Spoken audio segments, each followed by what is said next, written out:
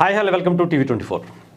పవన్ కళ్యాణ్ గారి పిఠాపురంలో నిజంగా ఎంత అద్భుతంగా పండగలా జరుపుకుంటున్నారంటే పవన్ కళ్యాణ్ గారి రాష్ట్రానికి ఎంత అవసరమో ఆయన పార్టీ నిలబెట్టుకోవడం కూడా అంతే అవసరం. పిఠాపురంలోనే అది స్టార్ట్ అయింది. త్రిముఖ వ్యూహం అని చెప్పి పవన్ కళ్యాణ్ గారు ఏ ముహూర్తాన వైజాగ్లో అనౌన్స్ చేశారో కానీ అది పిఠాపురం నుంచే మొదలుపెట్టారు. పిఠాపురంలో నిజంగా పవన్ కళ్యాణ్ గారు వేసినటువంటి వ్యూహాలకు వైఎస్ఆర్సీపీ తునకలు అయిపోయిందని చెప్పాలి. అసలు నామ రూపాలు లేకుండా వైఎస్ఆర్సీపీ పిఠాపురంలో మొత్తం పోయింది, తుడిచిపెట్టుకుపోయేలా చేశారు. జస్ట్ ఎవరో ఒక నాయకులు ఇద్దరు నాయకులు కనిపిస్తున్నారు తప్ప కేడర్ మొత్తం మటాష్ అంతే. ఇక్కడ పవన్ కళ్యాణ్ గారి గురించి పిఠాపురం గురించి ఎవరో ఒకరు ఎన్ని రకాలుగా కుట్రలు చేద్దాం అనుకున్నా కానీ పవన్ కళ్యాణ్ గారు ఇంతలా ఎందుకు అక్కడ ఉన్నటువంటి ప్రజల మనసు గెలుచుకుంటున్నారు. రోజు రోజుకి ఆ పిఠాపురంలో ఆయన 70,000 మెజారిటీతో గెలిచారు. బట్ ఈసారి యునానిమస్ అయిపోయేటంటే వన్ సైడ్ ఓటింగ్ పడిపోయేటువంటి పరిస్థితి చాలా త్వరగానే కనిపించేటువంటి పరిస్థితి ఉంది. అది ఎందుకు ఏంటి అంటే మీకు చెప్తా. ఆ త్రిముఖ వ్యూహంలో పవన్ కళ్యాణ్ గారు ఒక కమిటీలు ఏర్పాటు చేసుకున్నారు. ఆ త్రిముఖ వ్యూహాన్ని పిఠాపురం నుంచి అమలు చేసేటువంటి పని ఒక కమిటీ వేసుకున్నారు. గతంలో ఉన్నటువంటి మరెడ్డి శ్రీనివాస్ గారిని అక్కడ నుంచి ఆ బాధ్యతల నుంచి ఇన్ఛార్జ్ బాధ్యతల నుంచి తప్పించి ఇన్ఛార్జిగా ఎవరు ఉండాలనే దాని గురించి పక్కన పెడితే ఒక ముగ్గురిని దాదాపు 3 విభాగాలుగా ఒక టీమ్గా ఏర్పాటు చేసి వాళ్ళందరితో కూడా పవన్ కళ్యాణ్ గారికి దగ్గరగా ఉండేటువంటి వ్యక్తులు, అటు హరిప్రసాద్ గారు కావచ్చు, ఇంకొకరు కావచ్చు, అలాగే కొంతమంది ఆ నియోజకవర్గానికి సంబంధించినటువంటి నాయకులందరినీ కూడా దాంట్లో ఇంక్లూడ్ చేసి అక్కడ ఉండేటువంటి 4 మండలాలు ఆ సంబంధించినటువంటి వ్యక్తులు పవన్ కళ్యాణ్ గారితో రెగ్యులర్గా టచ్లో ఉండేటట్టు, పవన్ కళ్యాణ్ గారితో డైరెక్ట్ యాక్సెస్ ఉండేటట్టు, ప్రతి విషయం కూడా పవన్ కళ్యాణ్ గారి దగ్గరికి వెళ్ళేటట్టు ఆయన మానిటరింగ్ చేసుకుంటూ ఏదైనా అక్కడ ఇష్యూ చిటుక్కు మంద ఆ మండలంలో పవన్ కళ్యాణ్ గారి దగ్గరికి వెళ్ళిపోవాల్సిందే, డైరెక్ట్ పవన్ కళ్యాణ్ దగ్గరికి ఆ మాట వెళ్ళాల్సిందే అనేటువంటి పరిస్థితి క్రియేట్ చేసుకున్నారు. ఆ తర్వాత ఇంకొక పని ఏం చేశారంటే ప్రతి మండలంలోనే కాదు ప్రతి విలేజ్లో కూడా ఒక 5గురితో కూడినటువంటి ఒక కమిటీ వేద్దాం. ఆ పంచాయతీలోనే ఆ విలేజ్కి సంబంధించినటువంటి అన్ని విభాగాలు, అంటే ఈ గల్లీ ఆ గల్లీ ఆ సందు ఈ సందు అంటారు కదా, అన్ని సందుల నుంచి కూడా ఒక అన్ని చిన్న పెద్ద మహిళలు అంటే అందరినీ కూడా దాంట్లో ఇంక్లూడ్ చేసి అందరి సమస్యలు కూడా ఆ 5గురికి తెలియాలి. ఎలాంటి ఇష్యూస్ వచ్చాయి, ఒక డ్రైనేజీకి సంబంధించినటువంటి పూడికి తీయలేదా దానికి సంబంధించి అతనికి తెలియాలి, లేదంటే ఏదన్నా పెద్ద ఇష్యూ ఉందా అది అతనికి 5గురులో ఎవరో ఒకరికి తెలియాలి. వీళ్ళు 5గురు ఒకసారి వచ్చి మాట్లాడుకుంటారు. మాట్లాడుకుని ఏదైతే పిఠాపురానికి సంబంధించినటువంటి 4 మండలాలకి ప్రజెంట్ సమన్వయకర్తలుగా కావచ్చు, లేదంటే ఒక టీమ్గా ఏర్పడి పవన్ కళ్యాణ్ గారితో డైరెక్ట్ యాక్సెస్ ఉందో వాళ్ళతో డైరెక్ట్ మాట్లాడతారు. ఈ 4గురితో 5గురితో అనుకుంటా 5గురితో మాట్లాడతారు. ఆ తర్వాత పవన్ కళ్యాణ్ గారికి ఈ విషయాన్ని అంటే 2 స్టెప్పుల్లో పవన్ కళ్యాణ్ గారి దగ్గరికి వెళ్ళిపోయేలా డిజైన్ చేసుకున్నారు. ఇదే రాష్ట్రం అంతా అమలు చేయాలని పవన్ కళ్యాణ్ గారు కోరుతున్నారు. అంతేకాదు దానికి తగ్గట్టుగానే టీంని ఏర్పాటు చేసుకున్నారు.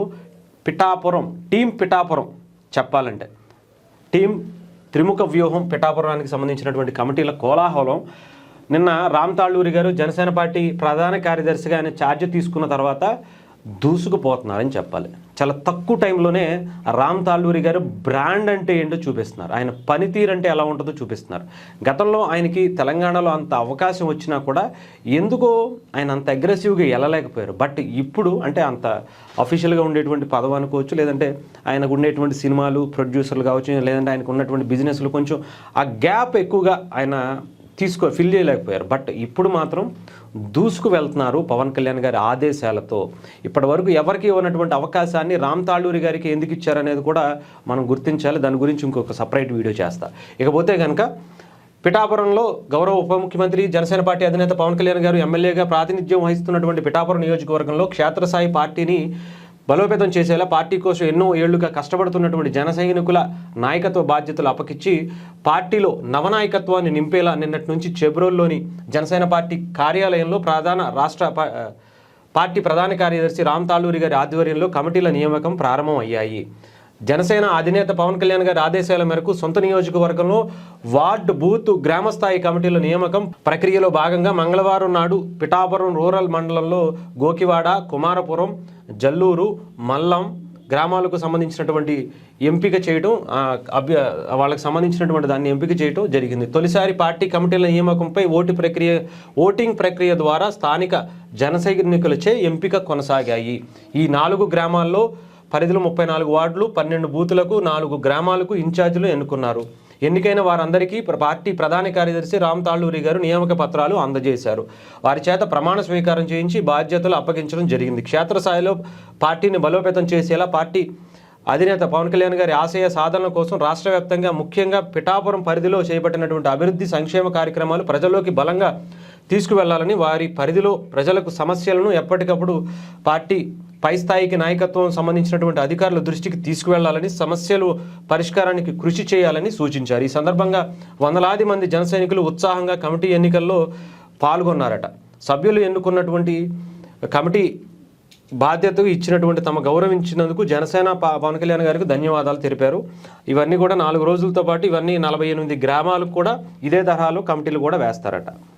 చూసారు ఇగో, అంటే ఇది ఒక సరికొత్త పద్ధతిని పవన్ కళ్యాణ్ గారు జనసేన పార్టీ అవలంబిస్తుందని చెప్పొచ్చు. అంటే ఒక బూత్ స్థాయి ఒక ప్రెసిడెంట్ని కావచ్చు, అధ్యక్షుడు అంటారు వాళ్ళని కూడా కావచ్చు, వాళ్ళని ఎన్నుకోవటానికి కూడా ఆ బూత్లో వాళ్ళందరూ కూడా ఎంతమంది ఉన్నారో వాళ్ళందరూ జన సైనికులు కావచ్చు, అక్కడ ఉండేటువంటి వాళ్ళందరితో కూడా మీకు ఇక్కడ ఉన్నారు ఒక 4-5 ఉన్నారు, మీకు ఎవరిష్టం ఏంటి అని చెప్పి ఒక ఓటింగ్ పెట్టి వాళ్ళతో వేయించడం.